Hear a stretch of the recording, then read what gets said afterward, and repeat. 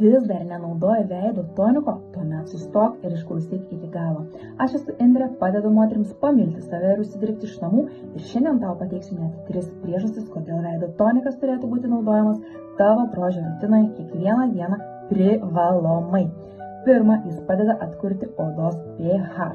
Naudojant veido toniką atstatomas odos rūgštingumas ir sveika barjerinė funkcija, todėl oda netampa išsausėjusi.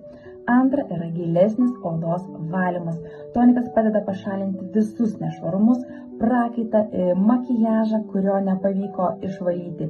Prausikliui ir reguliariai naudojamas tonikas padeda sumažinti poras, todėl oda atrodo lygesnė ir sveikesnė.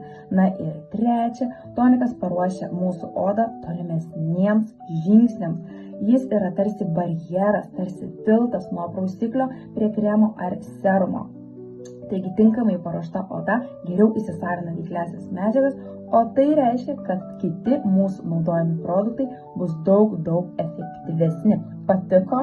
Išsisaugok, uždėk širdelę, pasek. Na, o jeigu dar neturi toniko, kuris atitiktų tavo lūkesčius, komentare parašyk tonikas ir atsiųsiu toniko aprašymą, kuris be galo patiko man, tad tikiu, kad patiks ir tiks ir tau.